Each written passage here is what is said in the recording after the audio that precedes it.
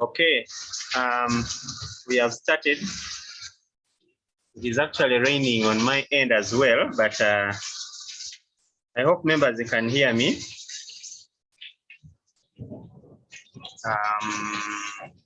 You're welcome for this session.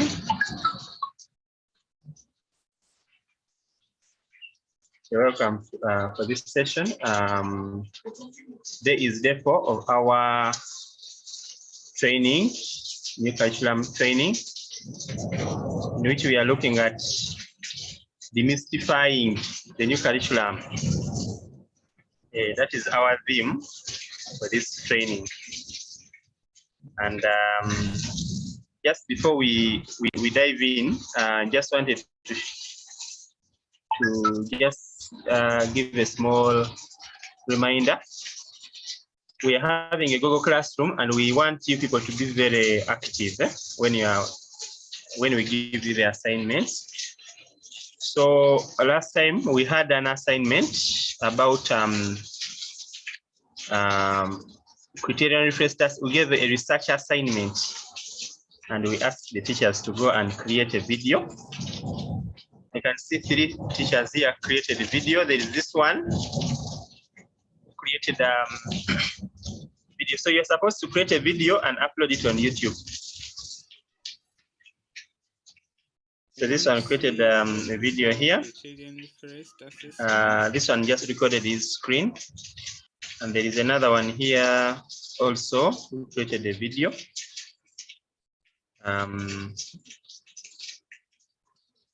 Maybe what I do, Mr. Kasule. Hello. Let me just play this video just for a second, such that when part you will not have to play. It's okay, Reggie. Teacher. Okay, so let me try to reshare. I hope I'm sharing with my audio. So in the new curriculum, we are supposed to encourage learners to research. Is one of the traits of the new, one of the skills that we need to build when it comes to the new curriculum. So, okay, let me try to play this video. This is one of our participants. Hello, I'm here to talk about Criterion reference assessment. This is the type of assessment whereby the teacher is given a chance to judge his student or her student at a given task.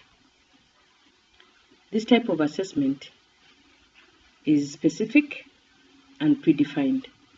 And basically what we mean by this is that there are grid points, prior setting that task. These points are very clear. What is going to be assessed, how much mark is going to be allocated. In addition to that, it is also, the student is also aware of what areas are going to be assessed. And basically, why this is done, the main reason is to help the teacher to capture or to understand how much the student has been in position to attain at the end of the journey. This type of assessment is basically carried out mainly the types where it's done when you're having exams that enable one to move from one grade to another, or when you're having national exams. And in most cases, it's done through the tests and quizzes. This type of assessment has very many importances, and I'll briefly take you through the advantages it has. And I'm going to do an example whereby all the class members have been assigned to draw an aeroplane, like we all did. There are some particular points that we all expect the plane to have.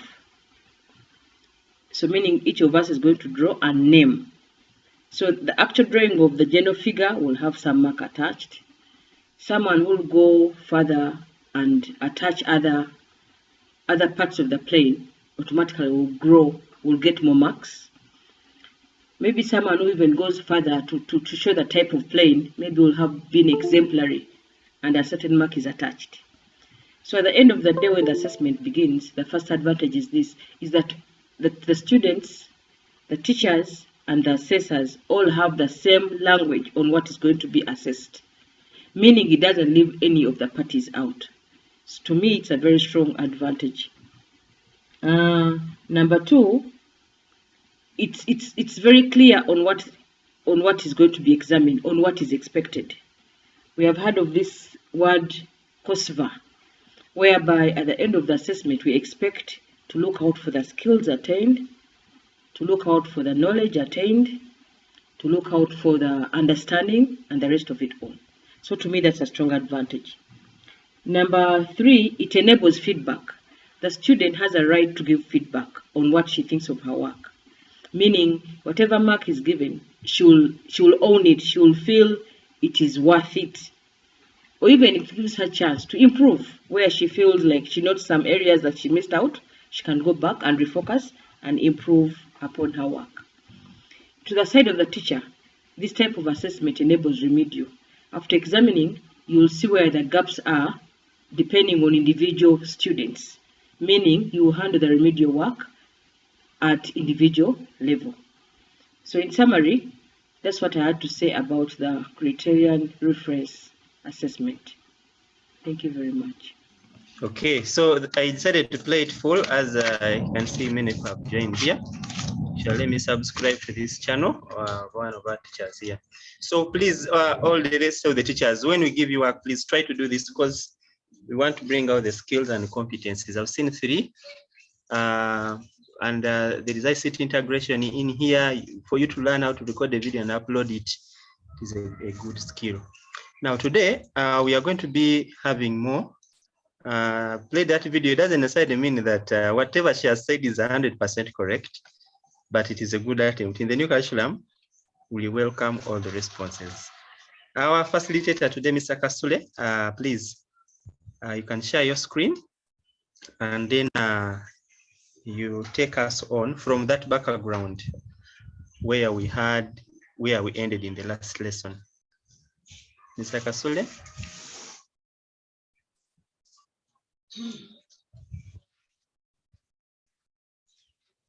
Mr. Kasule? Yes, Rogers, I'm on. Yeah, you can share your screen now. So from that background, that is where we ended in the last lesson. We had the members go and do a research on today's topic. So your work should be really softened because already these people have read, so they should be having many ideas to share with you.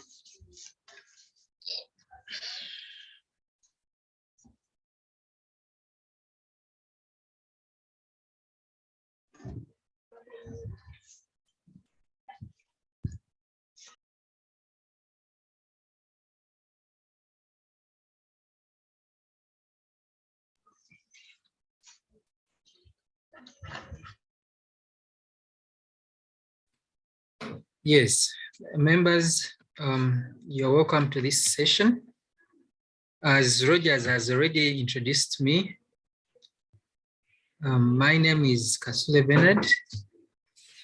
I'm a teacher of ICT, and I teach at Chebambe Girls Secondary School in Fort Portal. Now, these days they call it the tourism city. So that's where I'm based. Is everyone able to see my screen? Yes, maybe you got slideshow mode. Yes, there. So you'll have to stop sharing and reshare and select the slideshow window. We are seeing the we are seeing the other version. Okay. So you go slideshow and then you go there. Yeah. We are okay.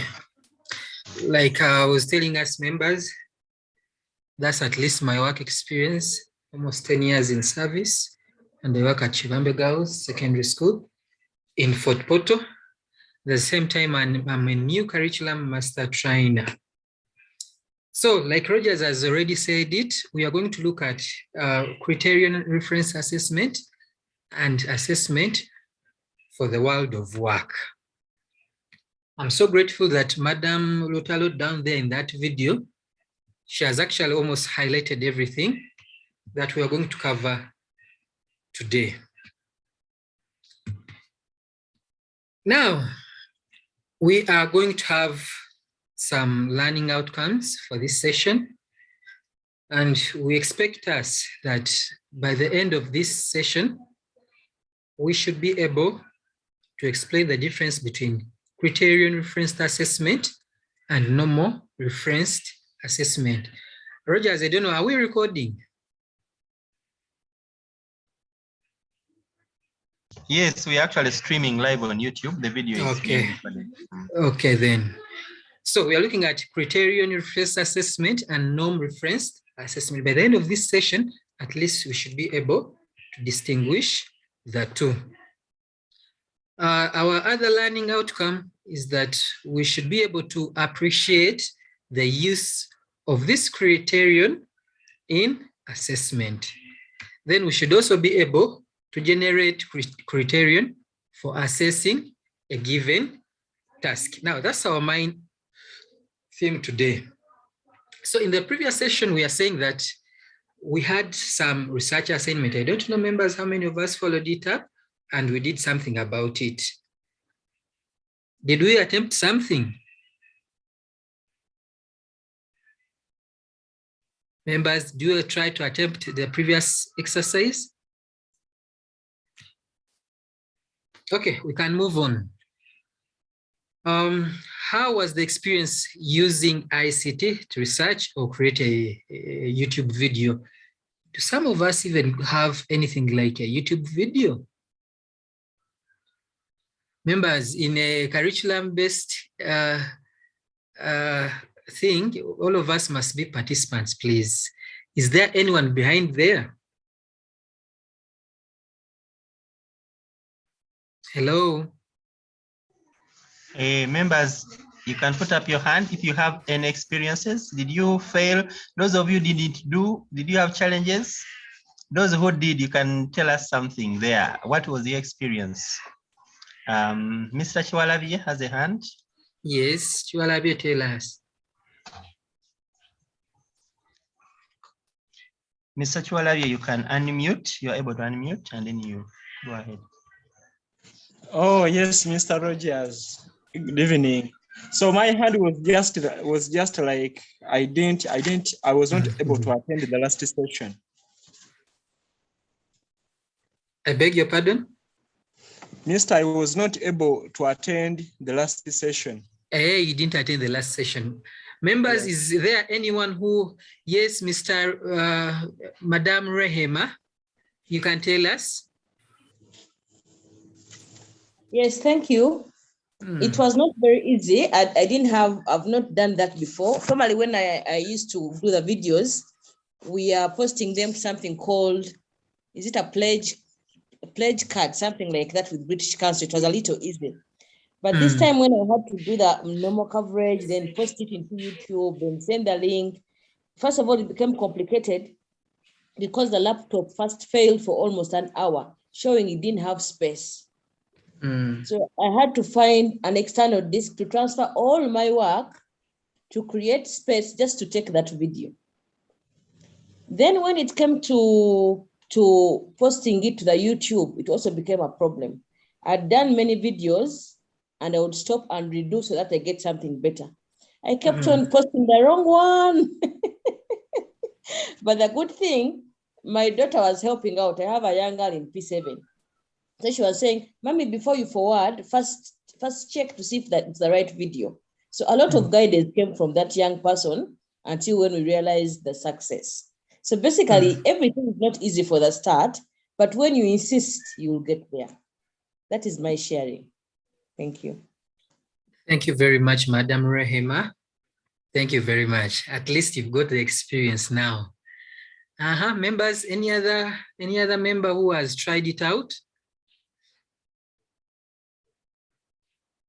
Members, any other person apart from Madam Rehema?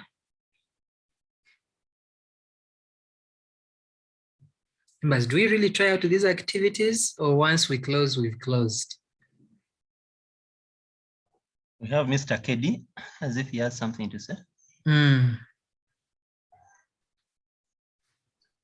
You can unmute.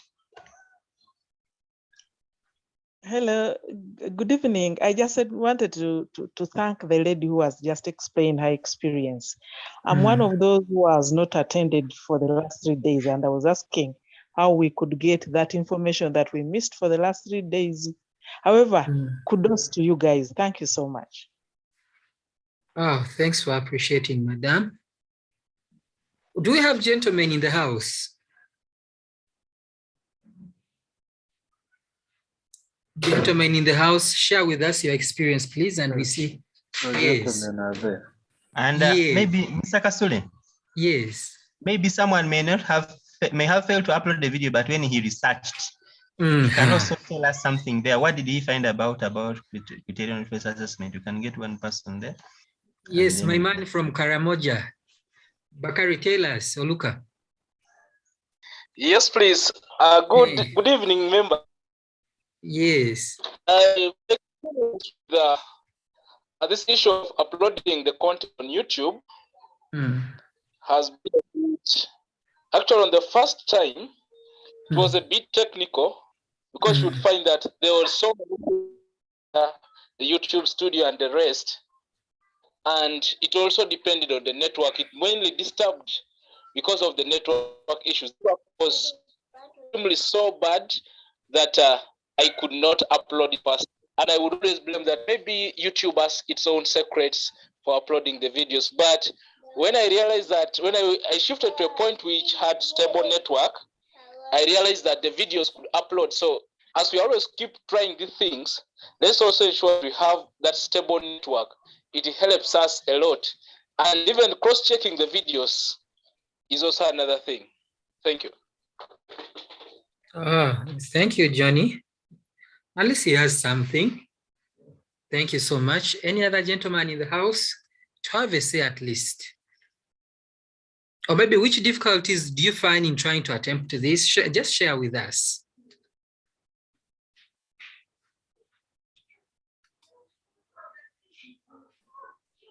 Yes, thank you, Mr. Kasuda. Yes, Peter. Oswald. Oswald. Yeah. Yes. The challenge that is most common is at times when you don't name your videos very well. When time comes to upload, like what Madam said at first, you end up uploading a wrong one. And at times, even the screen recorders we use, you find that it gives you a big video. So if you upload, it takes time and a lot of data. There are some challenges that we normally face when it comes to those videos. Thank you. Okay, thank you so much. Peter, I saw your hand up. Yes, good evening, members. Yes, how are you? Okay, I made a research about norm reference and I was planning making the video. All that I had a challenge on my laptop. I have it uploaded. I have now repaired it. I'm in the process of uploading the video. We normally do this. We normally do the recording. Maybe the other challenge is that sometimes network disturbs. However short the video may be, the problem we are facing is network generally. But I made a research and I'm in the process of uploading the video. Because being home, there are many challenges also. You are attending to this, you are attending to that, but I made a research. Did you say you made research on norm assessment, or you are comparing the two? Yeah, when we compare the two, when we are looking at the criterion reference, you assess the learners based on the knowledge and the skills attained, and you have to award marks for each skill or knowledge attained. With the norm, you assess the learners according to their level of achievement, maybe in form of a trophy something tangible. That is the norm compared to the criterion reference. You have to set a criterion on which you are supposed to assess learners, basing on their skills, they have attained the knowledge, and so on. But with the norm, you don't look at any skill which somebody has attained. You just award that level of achievement. Thank you. Oh, that's so good. That's so good. And then now, members, let us come back. When we look at the two, the criterion reference assessment and the norm assessment, which one do we say this is new kind of assessment and this one is old kind of assessment?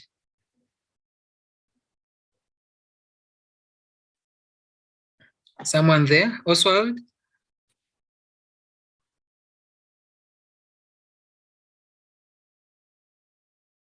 Mr. Kaswe, come again. I was asking, whatever thing we've researched about the two, members, which one do we see as a new type of assessment in the competent-based curriculum, and which one is the old type of assessment? I'm talking about the criterion reference assessment and the norm kind of assessment. I think it depends on what is easy for you. If you find that the norm one is okay, then you go with it. But the other one, if you maybe well conversant with the technology, it might be a bit easier. That's what I think. Okay. Yes. Yes. When you are looking at the CBC, I think the new curriculum we are dealing with. I think the type of assessment here we are using is criterion reference. Because criterion reference, you always deal with at least a small number of learners, maybe in a group. You assess them, you look at various skills, you look at the knowledge and so on. But in the old curriculum, which is the knowledge-based, we mainly use norm. You don't mind whether, for example, if somebody, it was an essay, assessment about the essay, you may not even mind about somebody having a very good handwriting. You award that skill of having a very good handwriting. You only look at the final score without looking at what the learners have presented and how they have presented it. Or you look at your target, there's somebody got 50, you got 20, but we don't even know how that person, you cannot break down that 20% which somebody has got in writing an essay, although you may need some few things here and there. For example, somebody can have a very good handwriting, which is a skill, but he ends up getting over 1, over 0. Maybe he doesn't have some information needed in what? In the essay. That is the old curriculum. But in this new curriculum, you look at so many aspects. You create a criterion, you look at the handwriting, you look at the grammar, so many things. Even if somebody doesn't have correct grammar, but you can award because of the handwriting and so on. That is what I can say about the new curriculum and the old curriculum. Hello. Yes, Mr. Kosule. Yes, my network is a little bit shaky, but I think I'm getting it properly. Yeah, I think we can Madam, let us Madam go Madam Rehema had something to say. No, she will come in the next session, in the next discussion. Okay. Again, in the previous session, members, we did an activity for drawing an aircraft. We tried to draw that. We also did a self and peer assessment. What key components would you expect on the representation of a plane? Now, this one is coming back to us. Did we have that activity where we drew at least a picture of a plane? Mr. Rogers in Nkoko, your hand is up. Yeah, thank you. Well, it's been up. I was raising to respond to the previous question. It's about criterion referenced assessment and norm referenced assessment. And I wanted to offer my input that in the new curriculum, we are using the criterion referenced assessment system. It entails the fact that within it, you set a standard, because a criterion is a standard, and every learner is assessed about that standard. And it does not matter whether somebody makes that to that standard or not. You do not change the standard. Exactly. Whereas with the norm reference assessment system, which actually has been used in the old curriculum, is that you have a group of people whom you are assessing to see who is better than the other. Even if the best is at a lower standard, we take that one as the best, will be the best. But with the criterion reference, there is a standard. Whether people make it, you do not change it. So that's what I wanted to offer. Thank you very much. Actually, that's why I brought in that question to ask between criterion assessment and the other one, which one is old and which one is new. Let me hope we are understanding it now. So we are coming back to our plane. We tried drawing that plane and you know what you drew that side. Okay. Now we want to do some self-evaluation. Look at what you drew. Assuming that was your student, what key components would you expect to see on the drawing of that plane? The drawing the child or the learner has got for us. What key components would you want to see there? Let me see some hands.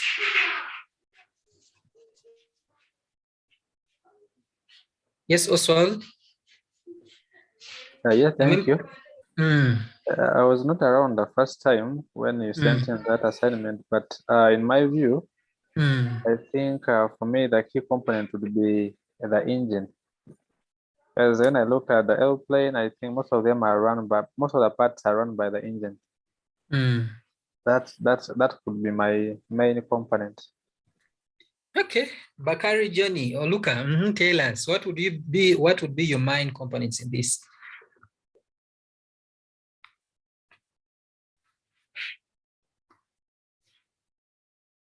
Peter, you have something to tell us?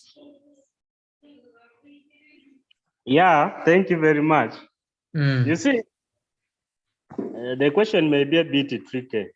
When I tell you draw, they have not told you to mention. When they tell you draw, you're supposed to draw something you are seeing.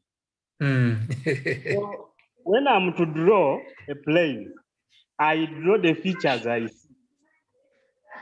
Okay. I have to show the propeller because I can see it. I have to show the wing. I have to show the pilot screen and others. Maybe I can locate where the engine is, but I'm drawing what I'm seeing, but I'm not seeing the engine. Okay. I think the key things here, if I'm to draw, I look at the propeller. I look at even the tire, which helps in landing, doing what? Landing, because in our group the other day, for us, we drew a helicopter. We indicated the screen, we indicated the propeller, the tire, the tail, the wing, but the structure must resemble a helicopter. I think that's what I can say. But when you said the engine, if you tell me to mention just the main components, which can be part of the helicopter, there I can mention the engine. But when you tell me to draw the helicopter and indicate the main components, I cannot show the engine because I'm not seeing it. Okay. Now, do we really know maybe why would ask something like what key components or things would you expect to see? Now, assuming the learner here comes and draws for you the engine of the aeroplane. We are not seeing it, the outer part, we're not seeing it, but the learner draws for you the engine of the, because we're talking about components. Mr. Kasuna. Yes. Sorry to come in. But for me, I think I differ from what Mr. Peter just said. I think it would basically depend on the question. If the question is open, if just show the main components of of an aeroplane, I would choose either to draw the interior if I know, or the exterior. But maybe if the question is too specific that you draw the outside or what you can see, then they are restricted on a drawing or showing what is outside. But if it is open, I can even put the chairs because I expect them to be there. Thank you very much. Thank you so much. That's why that's the exact thing I wanted to ask him. What if now a learner comes and draws for you a cockpit? What do you do to that learner? Because his question is saying, they said you draw a plane, but we did not specify whether you're to draw the inside or the outer part of the plane, but what we want are the components. Yes, Madam Rehema, let me finalize with you, then we'll go to the next slide, please. Yes, personally, I think when the child goes an extra mile and brings in something that you didn't think is common to all of them, that's when they get that extra mark that makes them exemplary, the mark that makes 10. Yes. Madam Rehema is going far, and some members may not really get there to understand. Sorry. Let's go to the next slide. Checking our work against a certain standard that we will have set. How many of the expected components were output or were put as a representation of the plane? You have to look at that factor. Remember, we said we did not inform these people to draw either the inside or the exterior part of it. So how competent or proficient was this representation that the learner has given us? I don't know whether the word criteria is now coming in when we look at these questions, members. Then, also in competency, you are either competent or non-competent or not competent. But then this one will depend on which kind of drawing you have given us to put you whether you're competent or not competent. You can be proficient or not proficient. The gentleman who was bringing the other thing, now this one is yours also. Now, there is room to attain. The learner might draw something which is okay, or might draw something which is not, a little bit related to what we've asked. Before I go, okay, Rogers, you have something to say? Yes, I just wanted to say, last time actually when we told the group members to score themselves, they were just saying, we have 8 out of 10 without any criteria. Maybe they were just looking at how beautiful it is.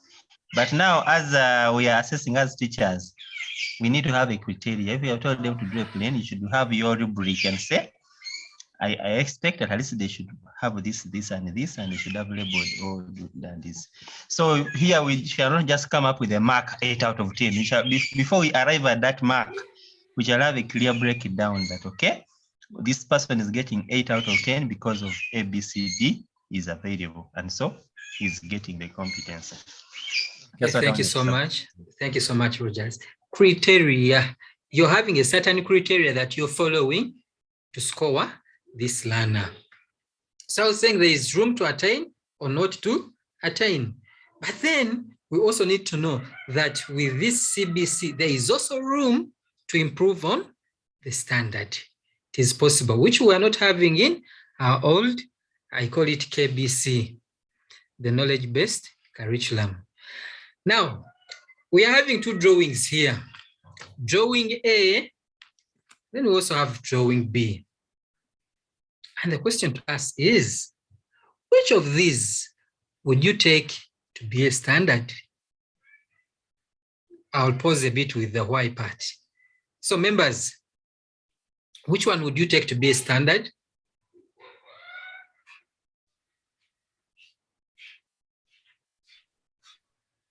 Yes, Peter? It B, I take B. And why? Because B, when you look at B, the line is at a uniform level. But when you look at A, the lines are not at the same level.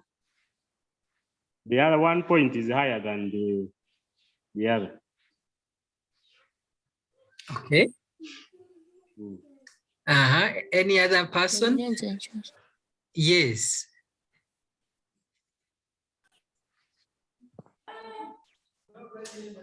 Hello? Yes. Yes. I take B just because B is they are all at the same level and they have a straight line. Unlike the A where the line seems to be bending and the poles are not at the same height, but here everything is at the same level. Okay, thank you for the reasoning. Any other? Yes.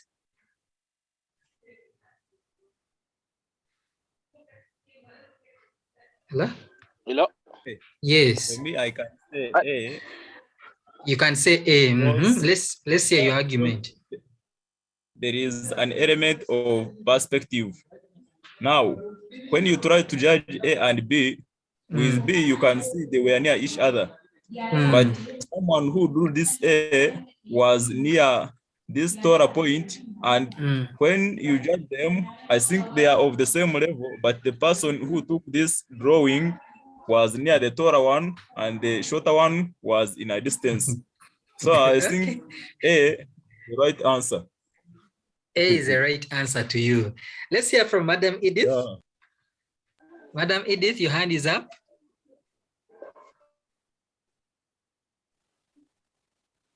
Yes, I just forgot to put it down, but I said I agree with B because they are at the same level. Same level. And the same height than the other one, which one is like at the higher grade elevation than the other one. And its line is like curving. It's not straight. Okay. Oswald, your hand is up. Yes, yes. Yeah, you have muted me. Yes. I also go with with A. I think depending on the concept that you are trying to bring out, if it needs maybe having that small curve, for example, in geography, when you're teaching those things of meniscus, maybe for water, actually, it would work. And also like what Mr. Gawa said, for my thing, these poles are the same level, only that the distance from that person where he took that drawing could be the difference from that B. Yeah, that's how I go. Okay, yes, Vian. Jessica? Are you hearing me now? Yes, you're loud and clear. Okay, now I think A, I think A would be a standard, and it depends on the actual what is the actual thing, the real object that you are actually having if you want them to draw.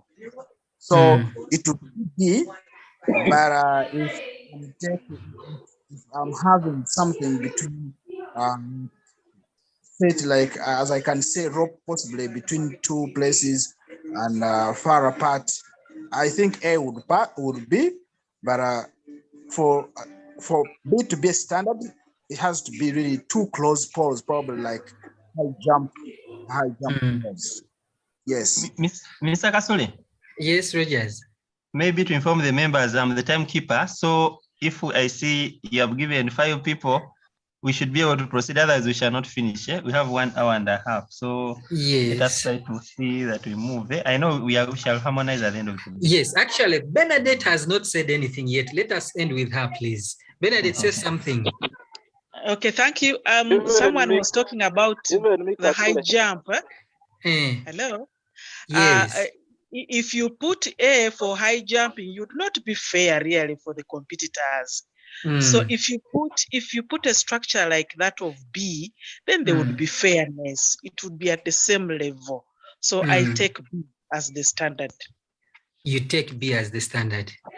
Okay, thank you very much, members. We are leaving this slide. Or look at the next thing you're going to participate.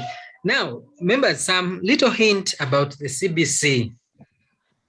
You may realize that in all workshops we have gone to, all facilitators are emphasizing with the CBC. Actually, the main difference between a CBC and a KBC, those days the teacher would be at the wheel of everything, the master of knowledge. If the teacher dies, then knowledge has died. That's the KBC we used to have. But today with the CBC, every learner is correct, depending on the argument you give. If you can support your idea and it becomes relevant, you are correct. Are we getting it, members? So let's move to the next slide, being competent, proficient, and with mastery. Proficiency, we are saying it refers to demonstrating the required level of performance. Now here it is English, we may not really stay much on them. Demonstrating the required level of performance towards an established standard. That's proficiency. Do you have it or you don't have it? Now, if you want any other terms to mean proficiency, you can have your side work and read more about it. So Rogers, tell us about this, and someone would say that is a bed. Tell us about that high jump structure. Yes. Yeah. So this is one of the games, high jump. Yeah. So if you are in athletics, you can either pass that level or not. Actually, they keep giving you levels then they keep increasing that thing as it goes up. Yeah. So it reaches a time where you cannot perform beyond that level. Yeah, so that there it can easily. So with the mastery and proficiency and competency, learners have levels actually. We are going to be seeing different levels. You can have learners who are at level 1, level 2, level 3. So it is similar in this regard. That's what I can say. Okay, thank you so much. Now the levels, we are having another session where we'll look at maybe how do you assess things like descriptors and the rest, and the level thing. We shall reach there and maybe we can understand it better. We are going to have this video, and it's going maybe to also highlight and tell us the difference between a norm and a criterion referenced type of assessment.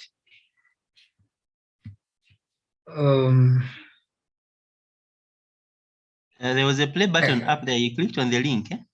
Yes. I hope you shared with audio when you were sharing. Yeah, let's play and hear.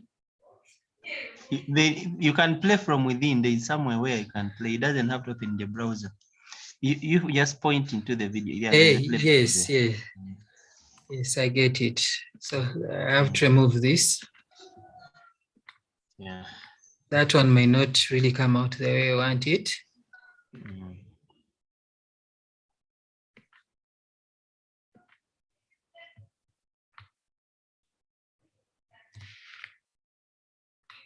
Maybe as you are sharing, I see someone in the chat asking, how do we access the slides? And another person asked that they missed the first sessions.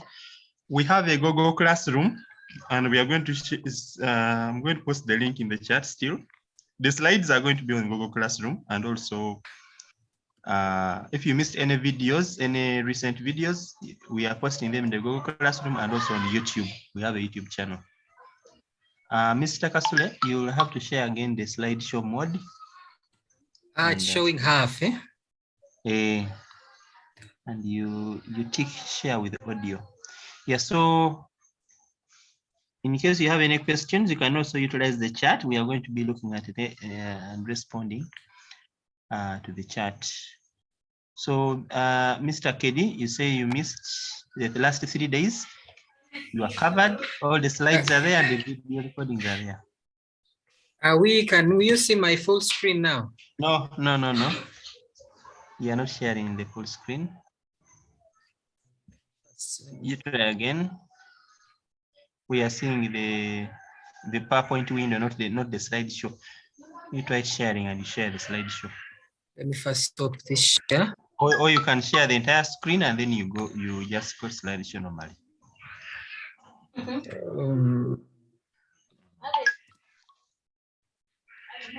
Okay. Coming shortly.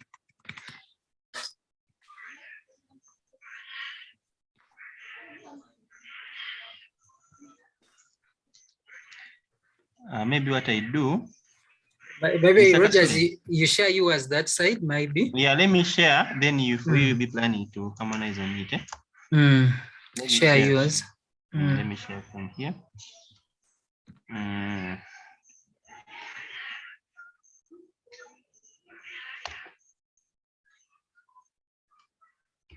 I hope you can see.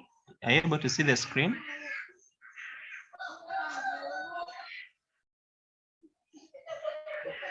Play it and we see.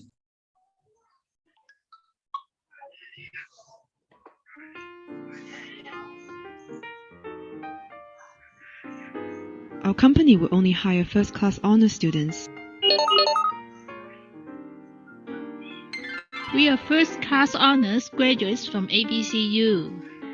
We are all first-class honors graduates from XYU. Huh? How come there are so few first-class honors graduates from ABCU? Professor, why do ABCU have so few first-class honors graduates? I didn't think so. We get a lot of first-class honors. 5% of the students graduate with first-class honors. It's funny that in your university, you get the best students coming in, and yet when they graduate, you give them the worst mark. Gosh, you seem to be proud of it. That's because we use norm-based assessment, so only a certain percentage of students can get A. So you only give a certain percentage of students an A, even if the other students also deserve higher grades? Look, we should apply for this postgraduate degree together so we can keep researching our project. But I didn't get the requirements of a first class. There were already 10 students got first in my class. Wouldn't this significantly disadvantage your students when they apply for postgraduate position? You push a student to a lower award just because the quota is full. They would not have an equal opportunity to compete. But this has been our way of grading for a long time. But it doesn't have to be this way. There is a better and fairer way. That is standard reference assessment. The assessment is measured against predetermined criteria. Students do not compete with others directly but are assessed against a general set of criteria and guidelines. This is fair because when students fulfill the intended learning outcomes of the program, they will be rewarded accordingly. No grading with curve anymore. But we can't have too many A's. That makes the university look easy. This will decrease our credibility. But hold on. Credibility of the university is built on students' quality. If students are only graded by comparing with each other, how can the grades tell if they have established their competency and acquired the skills? Hey, I don't understand this question. Can you explain it to me? No. If he performs better than me, I may get lower results. I cannot share my resources. Norm-based assessment discourages collaboration and teamwork. As students are compared against other students to get a higher ranking, students are competing directly with one another. But for standard-based assessment, one student's result will not push another student's grades up or down because they all compete against a set of standards. Hey, I don't understand this question. Can you explain it to me? Oh, I'm going to ask the professor too. Why don't we go together? But if we give them the criteria, students will use them as model answers. So here are the criteria for the project. I will follow exactly what he said to get an A. They are so good at reproducing answers to get good grades. But Professor, that depends on your learning outcomes. If your learning outcomes only target low-level knowledge and skills, like asking students to repeat facts, this will happen. It is important to ensure your intended learning outcomes assess higher-order knowledge and skills. This will encourage deep learning, and students cannot just reproduce information to get good grades. Maybe something small there. We are going to be going actually in a breakaway session, but there is something here I want you to take note. Maybe you may not have listened to well. The end here, this man is saying that he doesn't want to give the learners the criteria. Like if you tell learners, like for example, the other time we told you to go and make an aeroplane. If we also told you how we shall grade it, if we say they go and make an aeroplane, but this is going to be how we shall grade you. Your airplane should have these, and at least there's some, you know what is expected of you.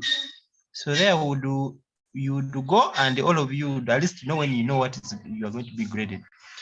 But so the professor is saying, you know, if he tells the learners the criteria, then the learners will get A's, and when he's worried, he doesn't want all learners to get A's. So there's this, the lady is talking about higher order thinking. This last bit. Access higher order knowledge and skills. This will encourage deep learning, and students cannot just reproduce information to get good grades. Okay, I hope you have heard that. So now we are going to go into breakaway session. We are going to discuss these two questions. We are going to have two groups. The first group, what lessons do you draw from the video regarding the difference in norm referenced? The number of things that have been highlighted in that video. The disadvantages of norm referenced, and so you can discuss some of them, but also we want you to research. If you have internet, you can research about Bloom's taxonomy and higher order thinking skills. So the video encourages higher order thinking skills. What does it mean in relation to Bloom's taxonomy? So that is a second question there. I'm going to open the breakaway sessions, Mr. Kasole, and yes, then when please. they come back, they share what they have found out. Okay, yes. Yeah, so we want to see whether there are those of you who know about Bloom's taxonomy. This is one of the things that they teach in all the universities when it comes to education courses. They teach about taxonomy, Bloom's taxonomy. Okay, so I want to get two group leaders.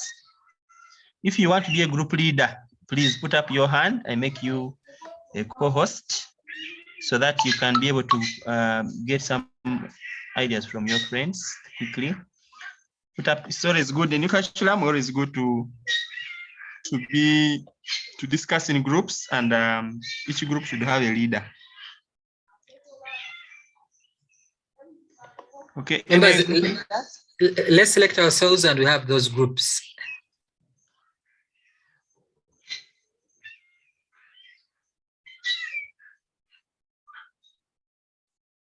Luca, are you there? Mr. Oswald is going to be group leader for group number 1. Okay. Mr. Luca, you're going to be group leader for group number 2. So when we open the groups, please you just you choose those groups. Okay. So because of time, we are having a few minutes. Let us discuss quickly and then we come back here. You have got the questions? Hope you have got the questions, please. Yeah, I have. You have understood the questions, eh? Okay.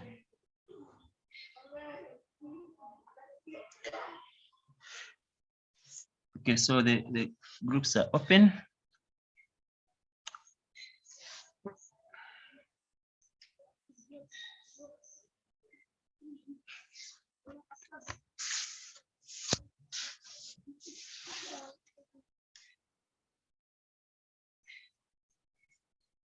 Please join one of the groups and let us have the discussion. You click where there is breakaway session and you join one of the groups.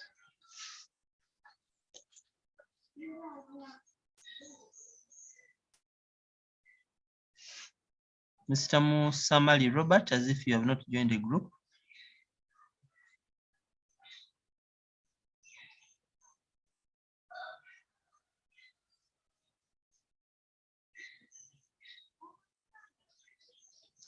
Mr. Okwera James, do you have a problem joining a group?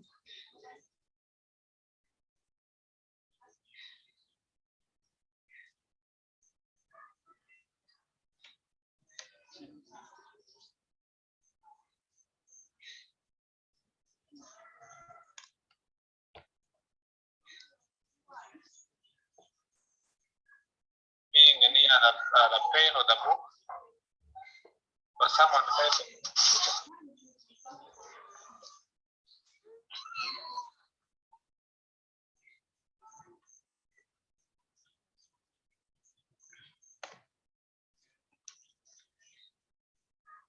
We are going to discuss so that we come up with something that we shall to the major group. All together.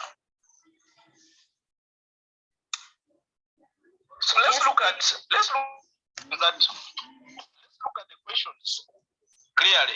Let the members, let's raise up hands so that we give our contributions on that. What people the first person, I'll give my remark the last minute. Remember, we are chasing on time. We have like 2 minutes left. Yes, the first person to give a view. Yes.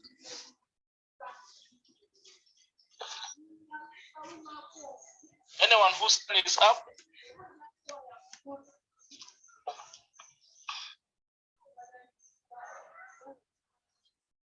Madam Nangoma. Madam Nangoma. Yes, please. Hello.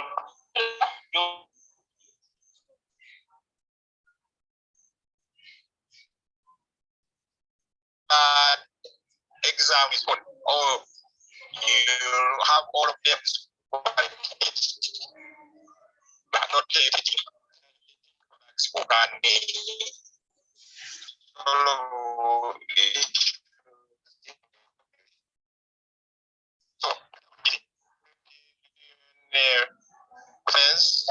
Mr. Robert, my network. Network is not clear. Okay, I'll listen. Maybe let's speak out. Okay.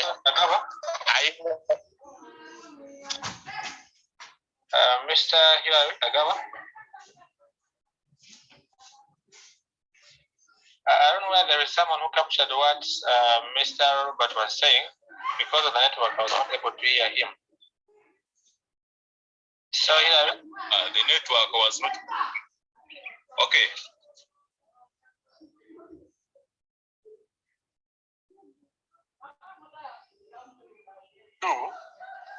In the normal reference, children are just encouraged to just remember compared to Bloom's taxonomy. Okay? They just remember information, then they reproduce it, and they are graded in that category. Okay? But when you look at the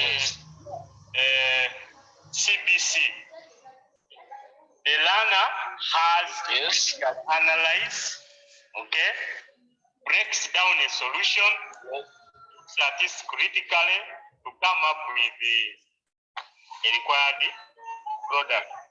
So each of the learner has its own way of.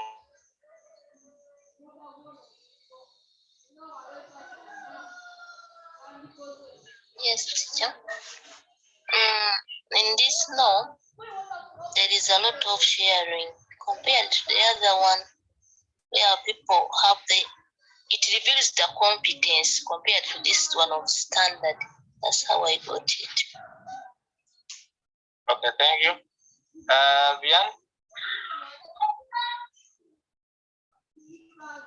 Vian, please. Yeah, for me, I think in Hello? Yes, please. I'm saying yes, please.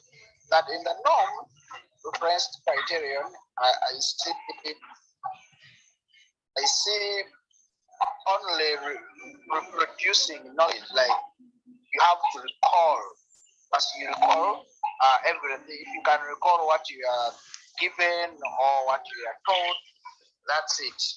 there's no room for a person really being creative and bring out new ideas. Okay, thank you. Compared to the other. So our time, I think our time is up. Do we still have some minutes?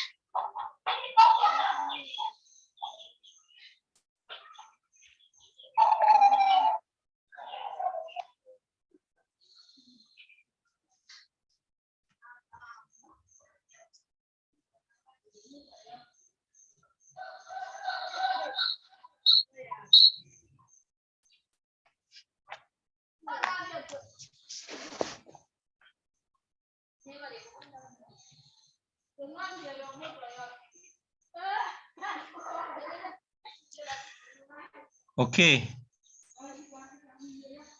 think the members are coming back.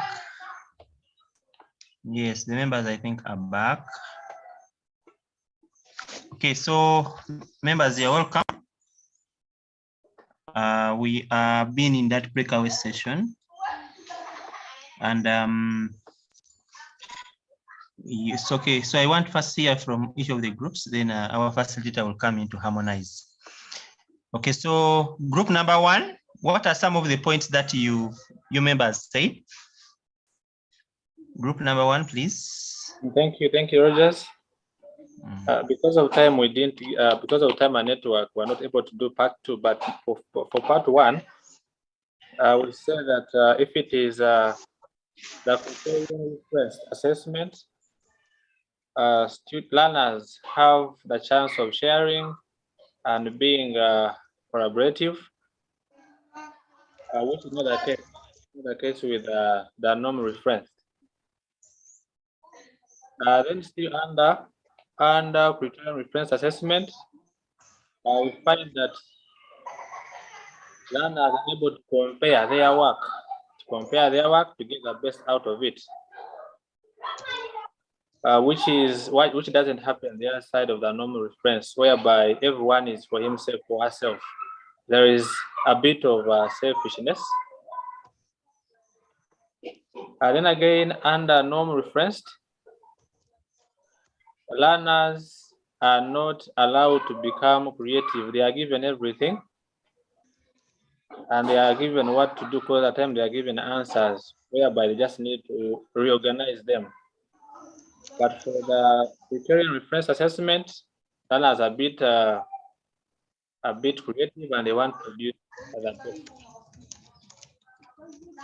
So that is where we have reached time. So for part two, we didn't look. Thank you. Okay, thank you very much. Let me hear from group two.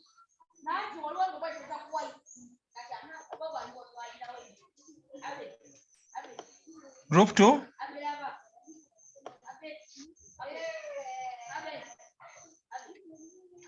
Mr. Luca and your friends, what have you managed to raise? Yes, please. Now, yes, what have you? On group two, basing on the criteria,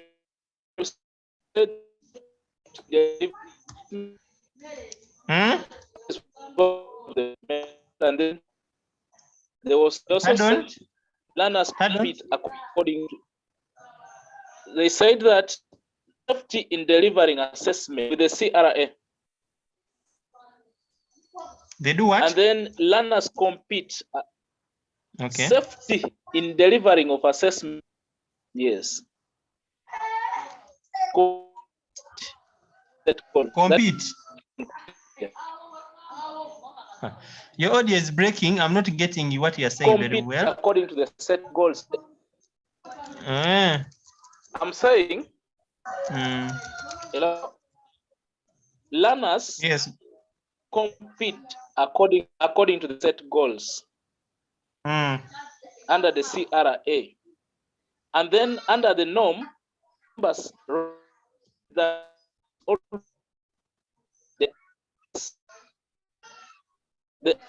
norm they do what? It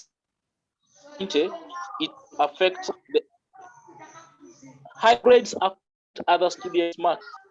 Under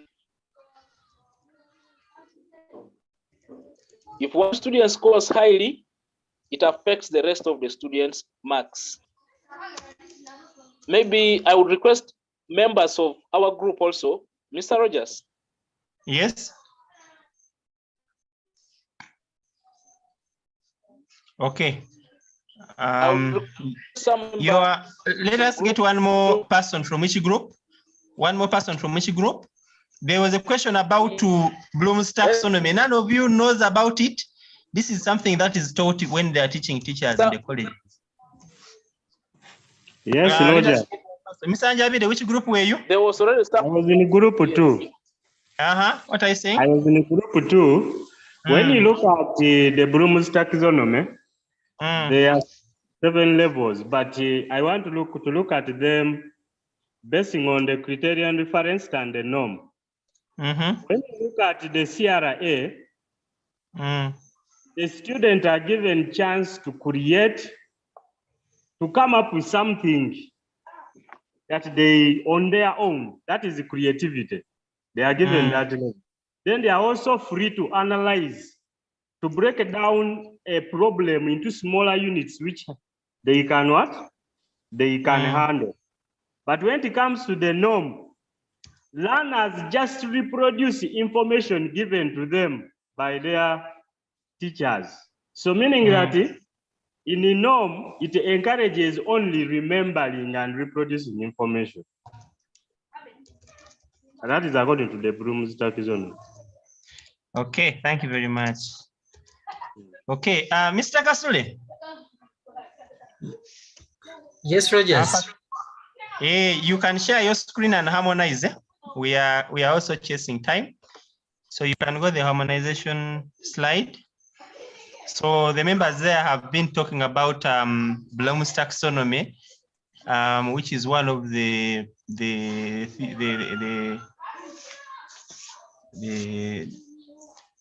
theories which are there to guide how we teach learners and how we assess them. Do you assess them to just remember and give you back the answers, like what the other professor was worried about? Or you tell them to create products, and then that is something that they cannot just reproduce. For someone to come up with a product, it means that learner is competent and can be able to do that. So Mr. Kasule, please, you can help us harmonize from slide number 12 there. And then we proceed with Bloom's taxonomy.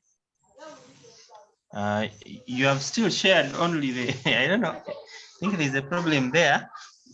You can try to go slideshow, or you can try to share the first very slide to share the entire window, and then you just go slideshow after.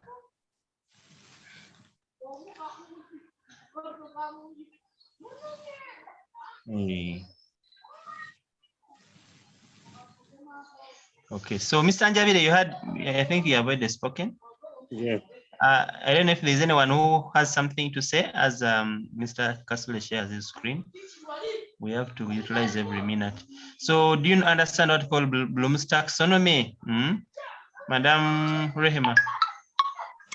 Yes, when you look at the Bloom's taxonomy, on the side of the norm, they are basically doing what they call the surface learning, whereby the learner will be forced to remember and reproduce what was taught.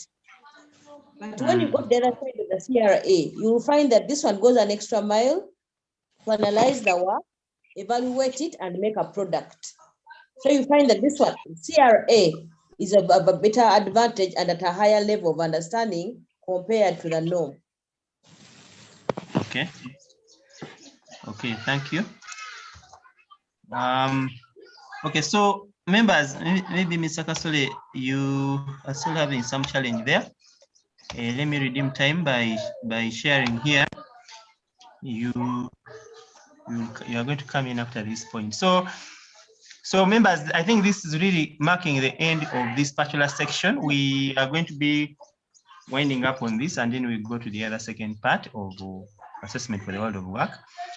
And in this harmonization slide, it's just a recap of whatever we have discussed. One, criterion referenced assessment is the process of evaluating and grading the learning of students against a set of pre-specified qualities or criteria without reference to the achievement of others. So each learner is assessed individually. If you have told them to go and have, if you have told them to go for athletics, each learner you look at him, you don't have to say that this is the best, this one, no. You have a particular criteria that you are looking at. If you are looking at how his pace, his time, you look at each person individually. You have a criteria. You don't look at who is the best. So that is criterion-based assessment. Then the specified qualities of criteria are what students have to do during assessment in order to demonstrate that they have achieved the learning outcomes. How well they do this is described at different levels, and these are standards. So even in the new curriculum, actually there is a rubric. We are going to be looking at what we call the assessment grid. That is the rubric, and also we have descriptors. So in the new curriculum, when we are assessing, we look at each learner's product, and we look at our assessment grid, and then we score based on the descriptors. And we don't say that this one is the best, this one, no. Each one is on his own. The learners will not feel this urge of being selfish, that this one will win me. No, they will be working, all of them, to make sure that they get the competence. Then to avoid the cram work and cases of recall questions, it's better to assess higher order thinking skills, which are the top 3 in the Bloom's taxonomy framework. It's a framework designed to promote higher order thinking in education. And instead of making learners just remember and recall, so you don't ask questions. What is the capital of Kampala? What is this? Or who is Gipirian Labo? You have to ask questions. We have to ask application questions, learners, which will at a higher level of Bloom's taxonomy. So this is actually the Bloom's taxonomy. So we are having these levels. We have the first, remember, is the lower order. So the old curriculum was mainly at the bottom, where we just ask learners to recall. We have objectives. Learners are just recalling, memorizing, listing, state, list, define. So those questions of define, we don't want them in the new curriculum. From that level, we have the second level, which is the understand. This is the second level of the Bloom's taxonomy, where we now tell learners to classify, describe, discuss, identify. At least here, they have to do some more thinking. Then at level 3, we have apply. So they can solve, they can demonstrate, they can interpret, they can sketch. So that is apply application. Now, the top 3 levels of the Bloom's taxonomy, that's where we have 1, analyze, where we can tell learners to differentiate, to compare, to distinguish. So they're analyzing. And also evaluate, where we tell the learners to critique, to appraise, to defend. And then at the top level, we have learners to design, to assemble, to develop. So here they are creating products. They come up with things. So the new curriculum focuses more on higher order thinking skills, which are the HOTS. And that university, which was fearing that its learners will get A's, and so it is using norm reference. If they were telling, like, actually I've seen this in Makerere during this period of COVID, they were told to assess learners on Zoom, and so what they did, learners are home, they set very hard questions, whereas during the normal exams, they give them question papers with questions at the lower order thinking skills at the bottom of the taxonomy, where they just have to recall. Here, they have been giving them questions whereby even if they bring their clan to help them, they cannot get the answers. It requires learners who are really, they tell them to program things, they give them a whole day, but the paper is complex. So it requires them to apply a lot of thinking. So even if they cannot even copy answers from the internet, because this is something that is a competency. That is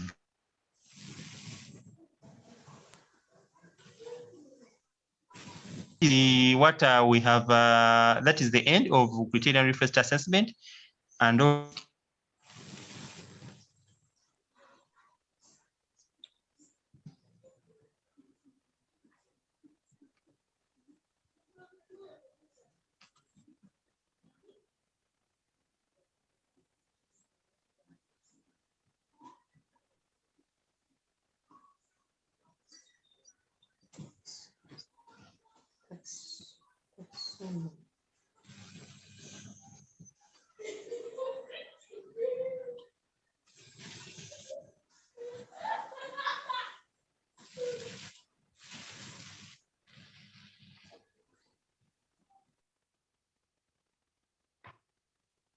I hope members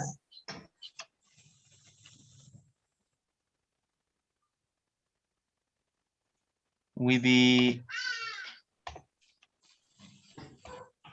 okay, I was asking here, members. Okay. Mr. Moses, Kiria.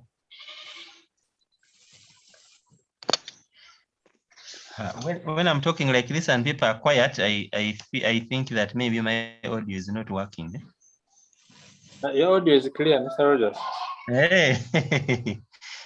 Members, Members, have you got the Bloom's taxonomy thing? Because I was rushing against time. Have you got what it refers to and how it is connected to? Yeah, for my case, other actually you have the same copy that I have. I don't know whether I copied to, but I got it.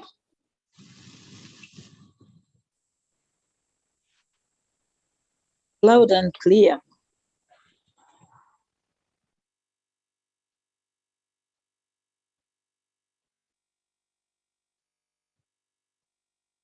Yeah, so my power of the laptop went off, but I'm on. So Mr. Kasule, please, I think you can proceed. I'm going to see how I can connect again my computer, but we have finished that part of criterion first assessment. So we will need to look at a world of work within a few minutes, like 15 minutes, because our time is almost done, and then we can be able to conclude. If there is any person with a question, please, you can put it in the chat. Mr. Kasule.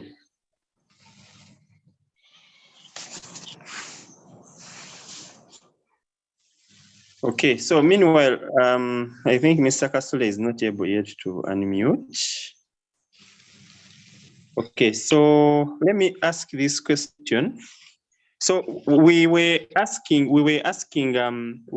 have some assignment here, which we want you to go and do.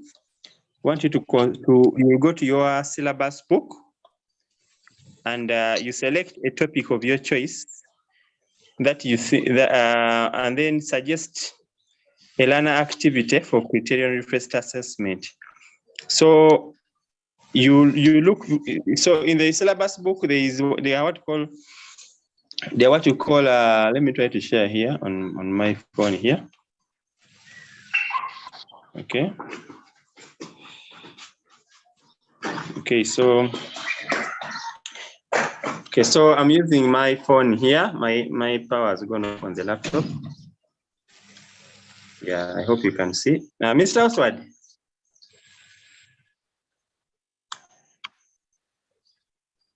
Mr. Oswald.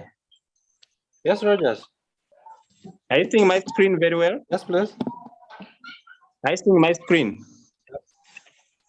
Very well. It's very visible. Yeah, very I'm visible. seeing it. Hey, I've switched in any learning environment. Once your computer goes off, your phone should be near. You should be able to share screen and continue with the lesson. Now, this is the assignment.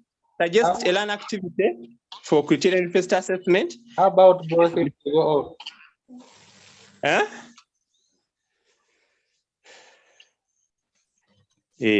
So you will submit this work through Google Classroom. You form a criterion. So for example, for the aeroplane, we were looking at a criterion that you can formulate that you'll use to mark. But now we want you to go into your subject area. If you are giving like an activity, what criterion whenever I set an activity or an activity of integration or whatever, you always have to have a criteria that you are going to follow when you are doing the assessment. Okay, so members, today we are looking at criterion first assessment and assessment for the world of work. And tomorrow we shall be looking at activity of integration, which is one of the key things. And I have some announcement. We are going to postpone the session on evaluation grid and scheme of work. We are going to postpone it to Monday and Tuesday next week because we are going to use the rest of the week, Wednesday, Thursday, to do some of these activities of integration. We shall give you an assignment and you do them, then we shall critique them. So it requires some time. So we shall postpone evaluation grid and scheme of work to Monday and Tuesday next week.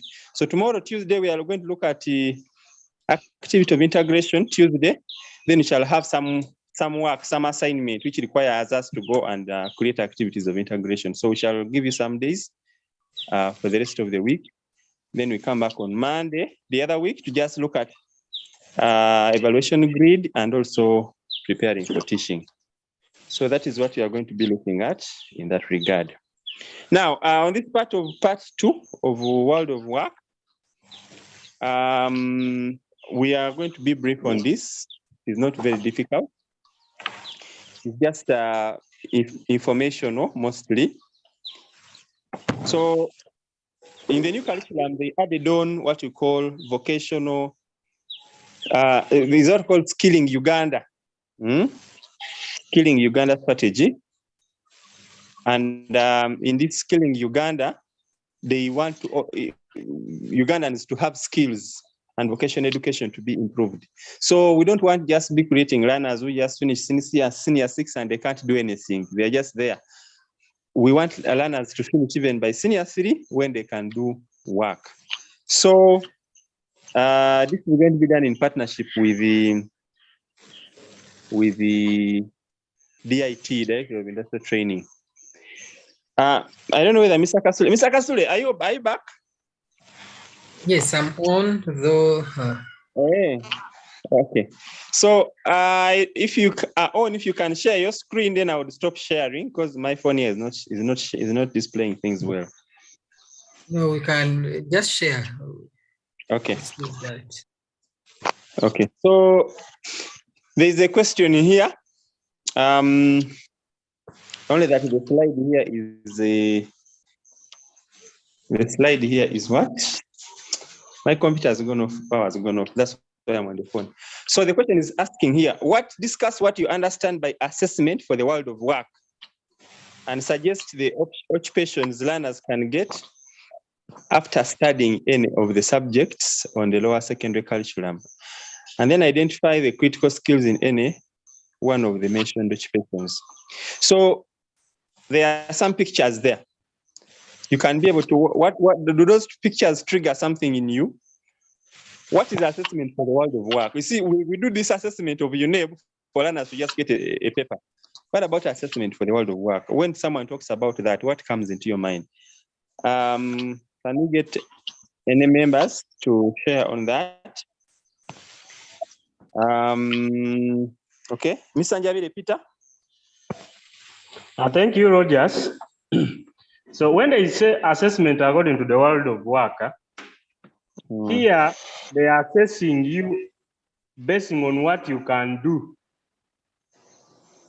Basing on your creativity, what can you do as a person practically, not theoretically, doing something practical that can help you survive in this changing world. And there are very many, we can come up with very many projects that involve hands-on experience, like people who are doing baking bread, baking cakes. That is under home economics, okay? We have people who are doing tailoring. So they are assessing you according to something you can do to earn a living, not basing on the theory which you have studied in class. That is what I understand. Okay. Okay, thank you very much. Thank you very much, Peter, on that. Yeah, so in the assessment, so we have this assessment for the case of getting results to give the parents and a report card. But then there is this assessment where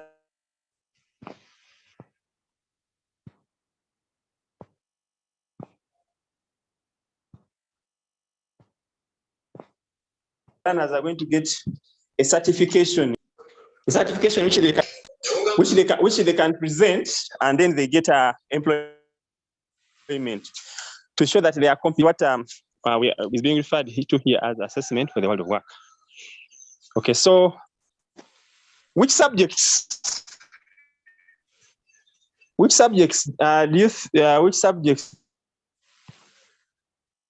on the lower secondary curriculum, these learners to get these vocational skills, which are going to be applicable in the world of work immediately after their O level. Which subjects? Anyone who knows can tell us? Yes, Rogers. Subjects. Hello. Yes. We have ICT. We have agriculture. We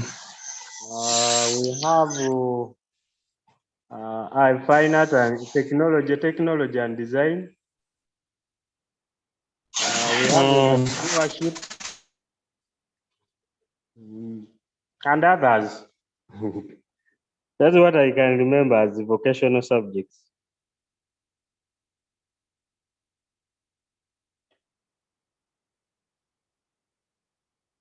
Hello? Okay. Mr. Dumba. Yes, it's okay. Thank you. I want to talk to Mr. Dumba. I don't know that he can hear me. Mr. Dumba. Okay, I think he's not hearing me. Okay, it's fine. Let me proceed. Let me proceed with our presentation here, and then we'll see how we can wrap up today's presentation. Okay, so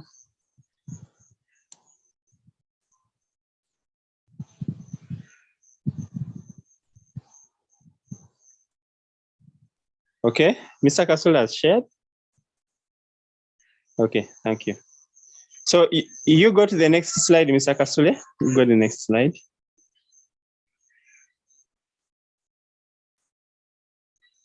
So we have discussed that. There are some pictures there. You display the pictures. So if you look at those pictures, the phone that would come from which subject does the phone fall in? The phone falls in ICT. The cake would fall in food and nutrition. Then we have poultry. Then we have these children down here who are playing. That would fall in under physical education. You first go to the next slide, Mr. Kasule, where the subjects are listed. Okay, so those are the subjects. Those are the subjects which are going to be assessed, and learners are going to be prepared for the world of work in those subjects. Those are the subjects where DIT is going to send assessors who are going to come and they assess the learners. So the learners have to choose one option.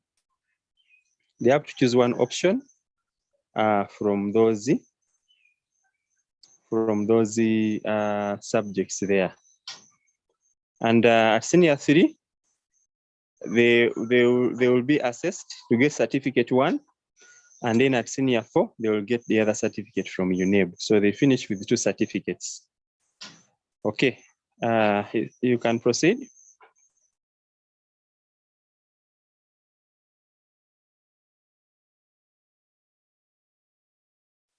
Identify possible modules that enable the learner to acquire an occupation. Okay, Mr. Kasule, you can, if you are okay, you can take on from there. So here you will go and look at your subject and look at the modules that can enable. For example, us in ICT, we have many modules. We teach databases, we teach web design, we teach desktop publishing. Each of those can come up with a particular occupation. So you may find that your subject like agriculture, or for example, physical education, it can have several occupations that can come out of the subject. So you need to look at your subject syllabus and look at the topics, and then see in this topic, can a learner get an occupation out of this? That is where that subject is. Okay, so Mr. Kasule, you can take over if you are set. We also have a small, what I would call assignment here, where we are tasked to identify 5 things you cannot do without in your life, and 5 that you can do without. 5 things which you cannot do without, and 5 things which you can do without. Can we identify some of those things maybe when we are here without going back to our groups?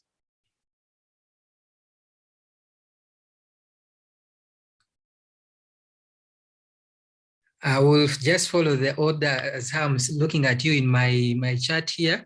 Oswald? Hey, Mr. Cassidy, do you want to say I'm all that near? Yes. But I think, thank you for the opportunity. Among the things, according to the picture we have on the screen, or could be Just anything the outside question. that? You identify 5 things you can do, you cannot do without in your life, and 5 things that you can do without. I think for me it is food. Since You I can't live without eating. Okay. Then the thing that I can do without, actually there are very many. I can do without, let me see, I'm choosing from the many. I can do without maybe luxury things, maybe expensive stuff. For a matter of time, yes, we go to the next. Madam Esther, are you there?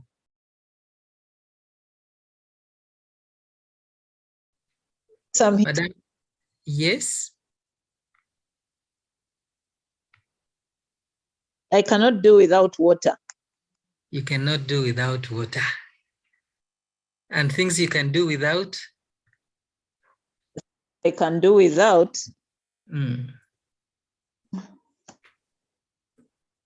Do without calling. Okay. We have choices and preferences. Peter, your hand is up. Tell us something. Thank you. Now, anything related to basic needs, I cannot do without it. Food, clothing, and others. Okay. But because of the changing needs of the society, and the environment has become global, any understanding person now, you cannot do without a smartphone. You cannot do without a smartphone. Yeah. Okay. Then these others, can you do, like you have shown a clock there, I can do without a clock because I have my smartphone. So many and things. Peter, and you are sure this is just a clock, eh? Time. Okay, needs and wants. Learners should be guided to understand the importance of making choices. By the way, let's go careers a little bit. Do you know that up to now, we still have learners who from senior 1 to senior 4, they don't have like anything like an image of what they're going to become tomorrow. Even when they go for A-level, still not even a shadow of what they want to be. So we are supposed to guide our learners to make sure that they understand the importance of the choices they are to make. They should also understand the difference between needs and wants. Then they should also learn to appreciate the environment by looking at some of the roles of, I'm just so fast in this because time is actually coming against us. Now, identify what learners can do best. Identify what learners can do to the best standard in the market or the world of work. How can we attempt this? Now we go back to what Rogers was explaining to us. I'm a teacher of ICT. What can I, of what benefit is my ICT to these learners? So in other words, here you look at the challenging world and then with the solution in line with what someone studied, so that to overcome the challenge ahead. I'm just so fast here. We have an activity here. What would be the benefits of the assessment of work? Mr. Kasule, yes. Just go back to that slide just a second. Yeah, so in that picture, I don't know what members can see. I want is this a kind of assessment fair if you tell all learners to do the same kind of assessment? If you see there, that gentleman is telling there is an elephant, there is a fish, there is a monkey, there is a dog, there is and all of them, they are being told to climb a tree. So that is not everyone has the same talent. So in other words, this thing is telling us that we should be able to look at areas where learners are talented, and then we assess them in those areas. So even with this assessment for the world of work, not all learners should do not all of them should do ICT. Not all of them should do food and nutrition. If you see one who is very, very interested in physical education, encourage them. If one is very weak in art, let him go for music. So performing arts. So we should be able to identify and help learners identify their talents and then prepare them for DIT assessment at senior 3 in those areas where they have And the by the way, talent. Rogers, thank you for reminding me. Now, most of us here are teachers of electives. The entrepreneurship, the ICTs, the whatevers. Now, you're going to reach an extent in your school where you find some elective is dominating and hence killing your elective. So what do you do as a teacher there? Do you pack your things and go? Now, this is where you come in to convince the admin, not by words, but remember, we are not using words here, actions. Show them that your subject also exists in school so that you can be also might be facilitated or considered. Our activity 6, we are saying, what would be the benefits of the assessment for the world of work to the learner and the country? Let's discuss that in plenary. Let me check in my chat here.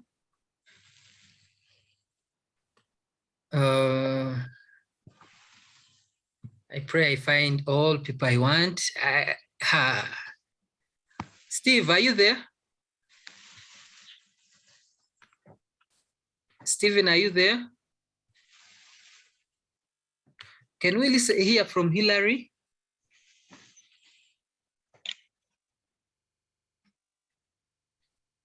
Members, we have a question over the screen there. Let's read it very well and understand it. Hillary, are you there?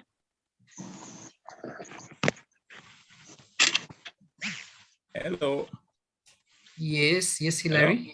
Yes, we can hear you. There. Yes, tell us. There are many benefits of assessment because in the world of work, because there is what we call self-discovery. Now, with these different kinds of assessment, one can easily discover his or her own weaknesses, and it can promote on the efficiency. Besides this one, there is hard work. Now, when one knows that there is assessment, someone can work hard in order for him or her bring the best results. So those are my contributions. Okay, thank you, Hillary. Though you're a little bit breaking, or it's my network here. Someone in the chat is asking that how practical is this approach to the huge numbers? So, like you said earlier, we are going to have the electives. Not all learners are going to be doing the same module. And when it comes to English and math, those are not the pre-vocational subjects. This is mainly focusing on the pre-vocational subjects which we listed. Mathematics is among the compulsory subjects. It's not among the pre-vocational. So mathematics will be taught using the CBC in class, in groups, and engaging learners. But for world of work assessment, there are those specific subjects that have been organized for that purpose. Okay, you can proceed, Mr. Kasule. Thank you, Rogers. Madam Betty Nalumansi, are you there? Yes, I am. Yes, tell us what would be your take on that question, please?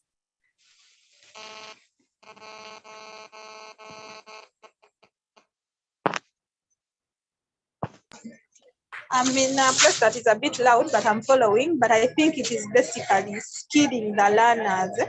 Okay. it is basically giving them the skills that are necessary for their workplace. Okay, thank you. Thank you for your input. How about Mr. Atiku Robert? Are you there?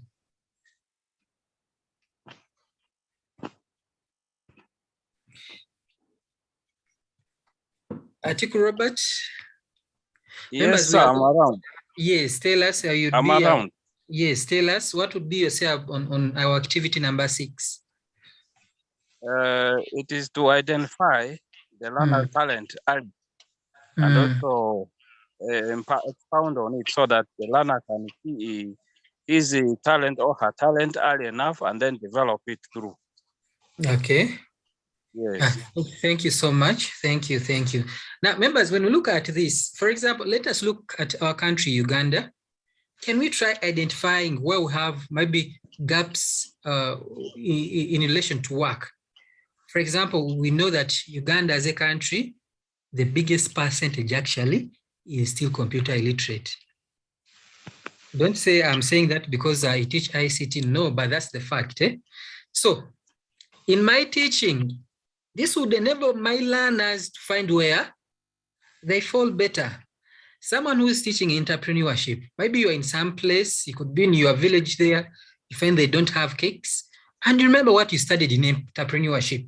You're already solving a problem in your area, something like that. Let us move fast to the next slide, and we see what he's saying.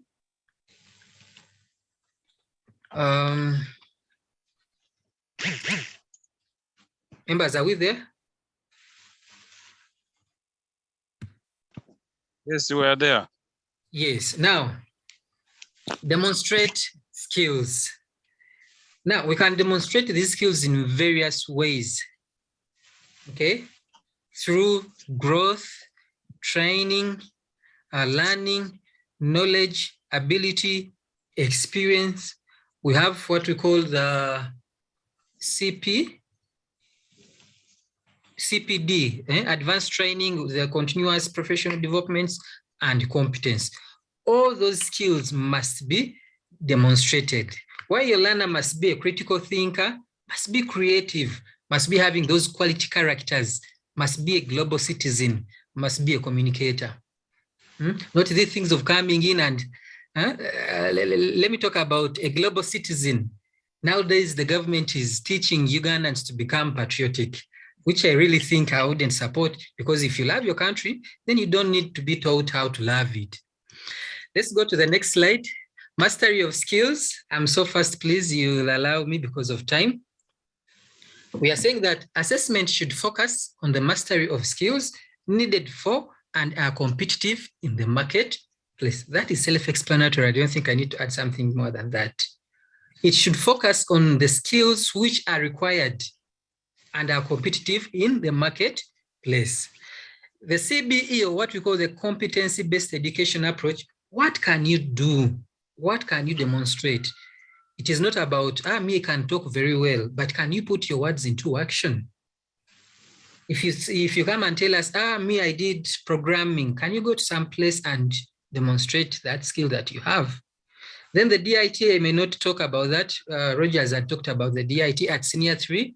DIT will come in to certify these learners on what they'll have covered at that stage. So maybe if you want to know more about the DIT, we can visit their website. That is the URL, dituganda.org, and read about the background and the functions of DIT. I think we're even going to share these slides in our Google Classroom down here. So don't worry about the slides, we shall have them. So have time, go through them and read and see what is there. Thank you very much.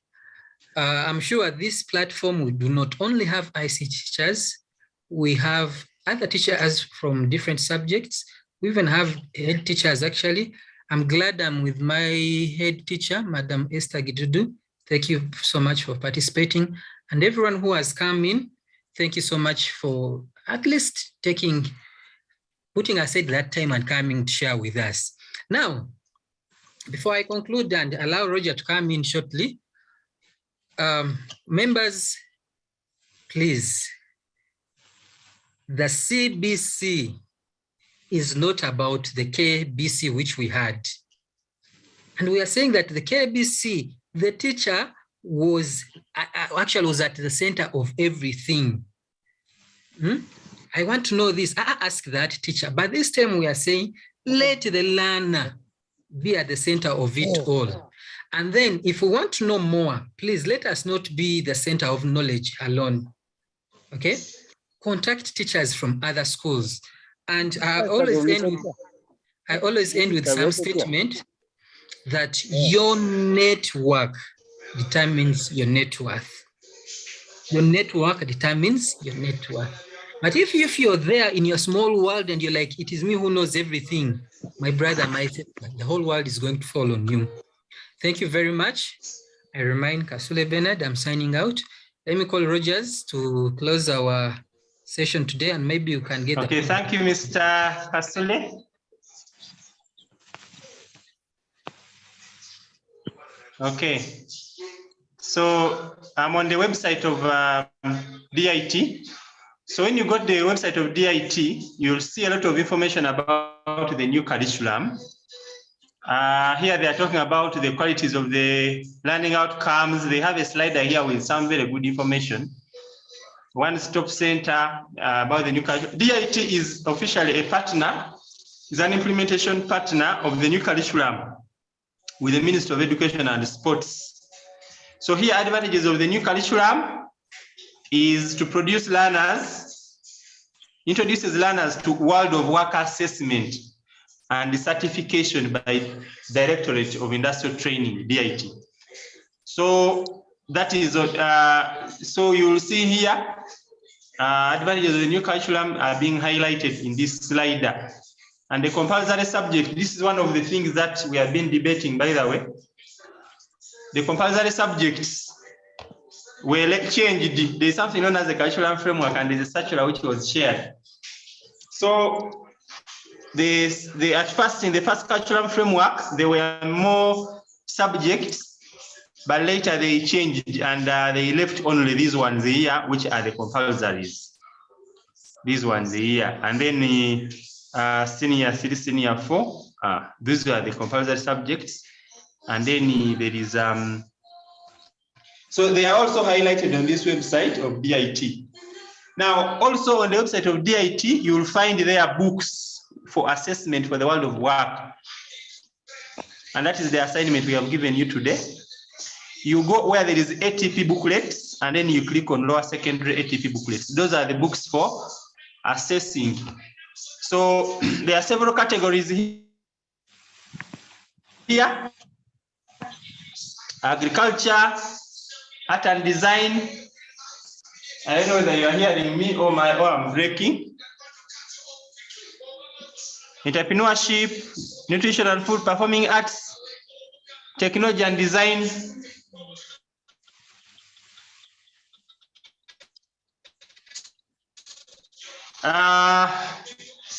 Mr. Akaso. Oh, good. Mr. Javi, Peter. Yes. Yes, Rogers.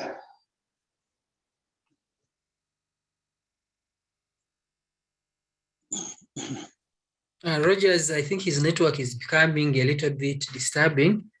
But like I said, if we followed up that URL, actually, if you don't mind, just get a pen and just write this somewhere.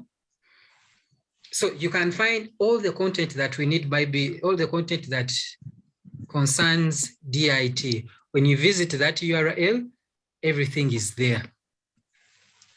Rogers, are you still there? I think his phone has just gone off. So about DIT members, that's all about it. Just visit that URL. You'll find there everything you need about the electives. Now we are talking about electives. This one may not really so much concern the compulsory subjects that we have in our schools. I am entertaining some feedback in the next 5 or so minutes from members as we close this.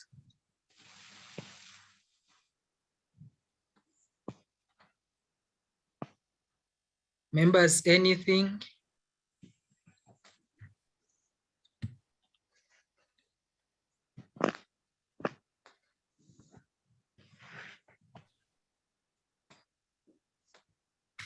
I think the real gap in our education system is basically the theoretical bit and lack of application.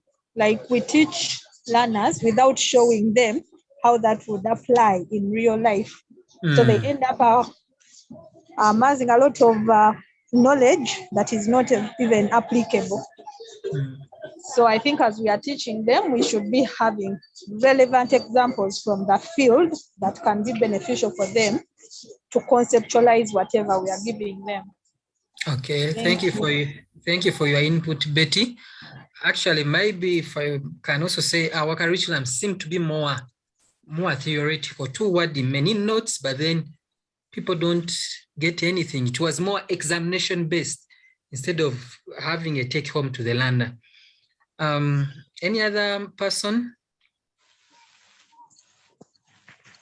Any other person with an input or something, comment, addition, deduction, something?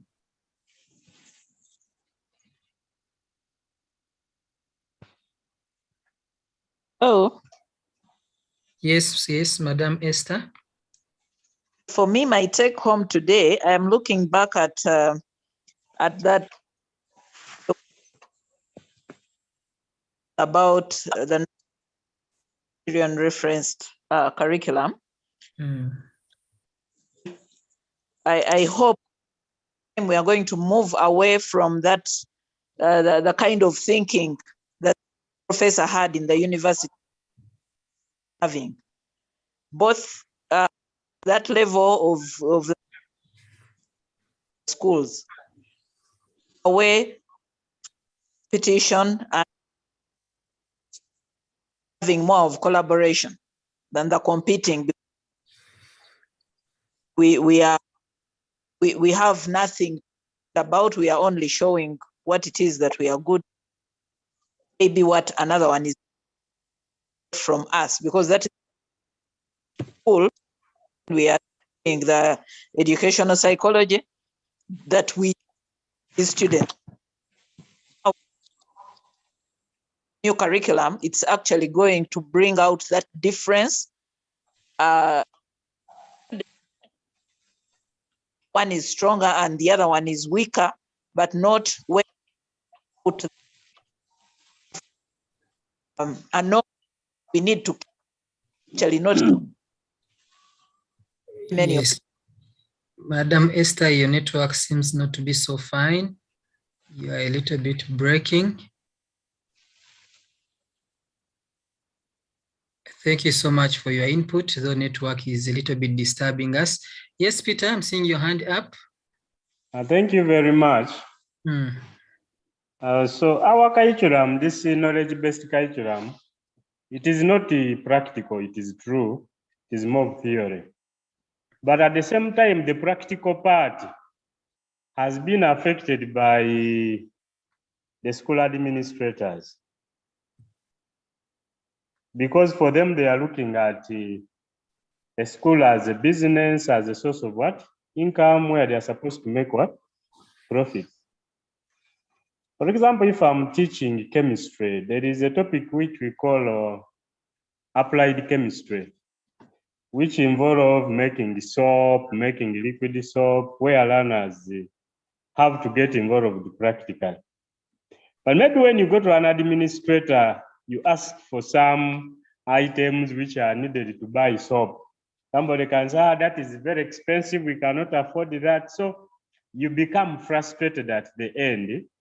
And at the same time, the learners lose.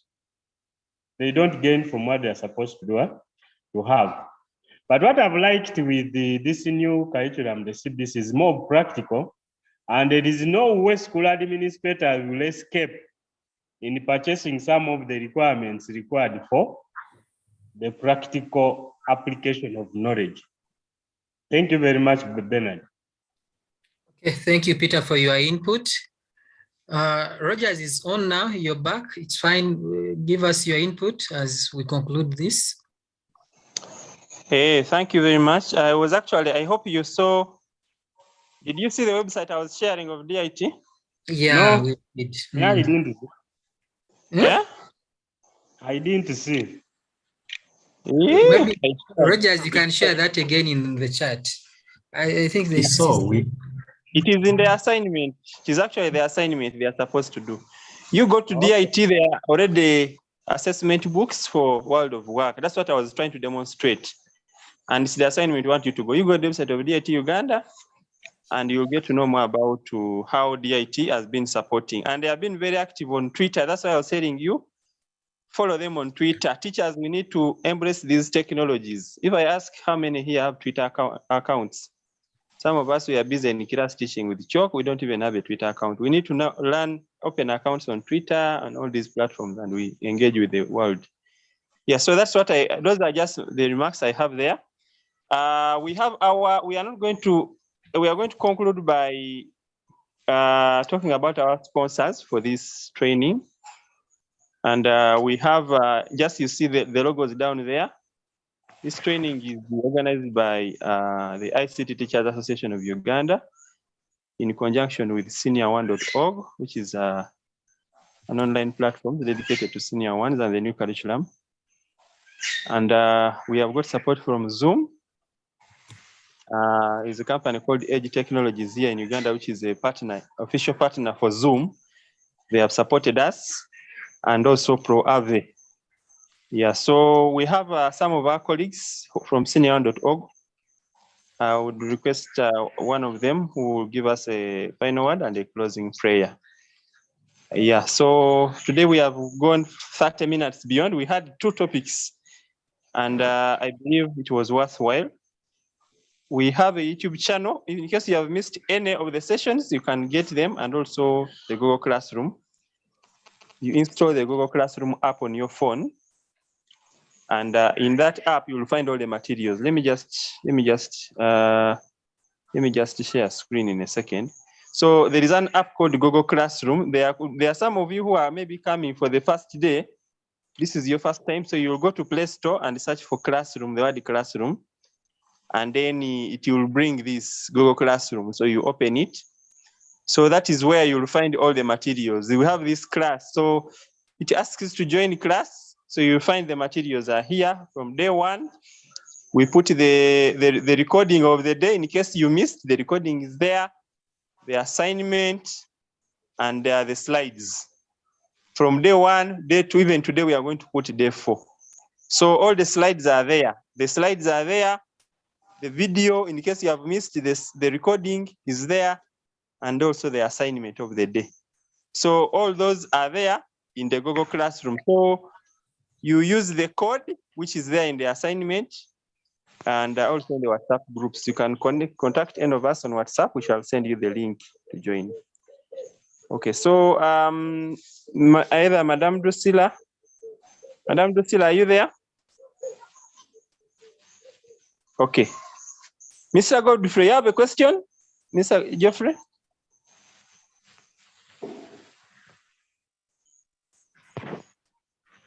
Geoffrey,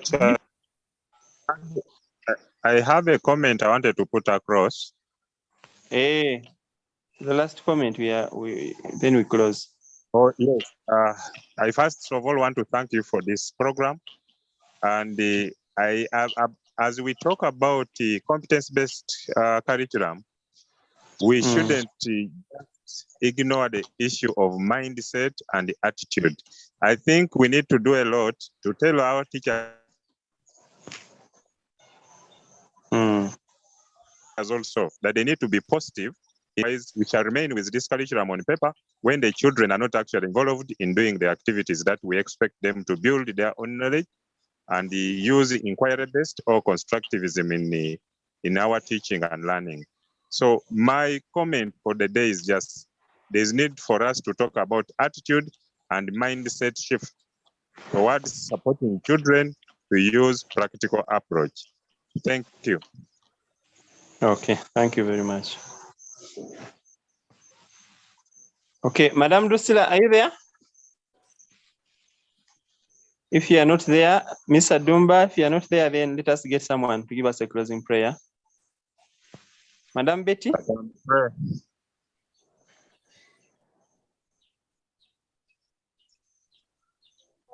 Robert? Can I lead a prayer? Yes, give us a prayer. Heavenly Father, we thank you, Lord, for the gift of this day. We thank you for this opportunity that we're able to meet on Zoom and discuss issues that pertain to this country.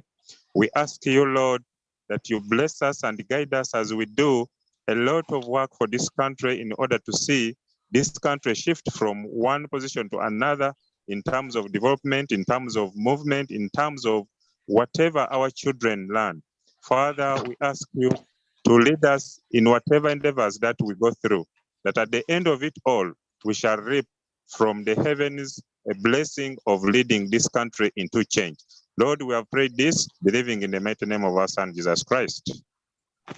Amen. Amen. Thank you very much, members. And have a nice evening.